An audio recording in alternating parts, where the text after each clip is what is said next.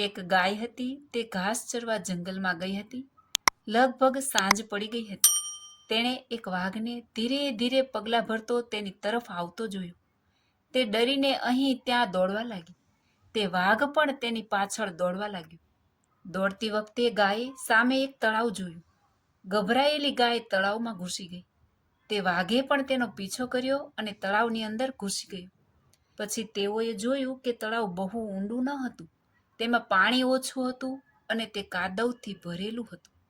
તેમની વચ્ચેનું અંતર ઘણું ઓછું થઈ ગયું હતું, પણ હવે તે કંઈ કરી શકે તેમ ન હતો.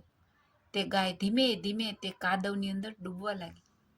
વાઘ તેની નજીક હોવા છતાં તેને પકડી શક્યો નહીં. તે પણ ધીમે ધીમે કાદવમાં ડૂબવા લાગ્યો. બંને લગભગ ગળા સુધી કાદવની અંદર ફસાઈ ગયા. બંને હલનચલન પણ કરી શકતા ન હતા. ગાયની નજીક હોવા છતાં વાઘ તેને પકડી શકતો ન હતો. થોડી વાર પછી ગાયે વાઘને પૂછ્યું, શું તમારે કોઈ ગુરુ કે માલિક છે?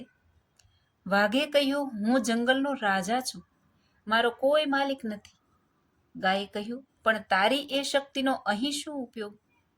તે વાઘે કહ્યું, તું પણ ફસાઈ ગઈ છો અને મૃત્યુની નજીક છે. તારી સ્થિતિ પણ મારા જેવી છે. ગાયે હસતા હસતા કહ્યું, બિલકુલ નહીં. જ્યારે સાંજે મારો ધણી ઘરે આવશે અને મને ત્યાં ભાળશે નહીં, તેથી ચોક્કસપણે મારી શોધ કરવા અહીં આવશે અને મને આ કાદવમાંથી બહાર કાઢી અને મને ઘરે લઈ જશે. તમને કોણ લઈ જશે? થોડી વાર પછી એક માણસ ત્યાં આવ્યો અને ગાયને કાદવમાંથી બહાર કાઢીને પોતાના ઘરે લઈ ગયો. બહાર નીકળતી વખતે ગાય અને તેનો માલિક બંને એકબીજાની સામે કૃતજ્ઞતાથી જોઈ રહ્યા હતા. જો તેઓ ઈચ્છતા હોય તો પણ તેઓ વાઘને કાદવમાંથી બહાર કાઢી શકતા ન હતા, કારણ કે તે તેમના જીવ માટે જોખમી હતું. ગાય એ સમર્પિત હૃદયનું પ્રતીક છે. વાઘ અહંકારી મન ધરાવે છે. માલિક સદગુરુનું પ્રતીક છે. આ દુનિયા કાદવ છે અને આ સંઘર્ષ અસ્તિત્વ માટેનો સંઘર્ષ છે. કોઈના પર નિર્ભર ન રહેવું સારું છે, પણ આપણે હંમેશા મિત્ર, માર્ગદર્શક, સમર્થકની જરૂર હોય છે. જય સ્વામિનારાયણ.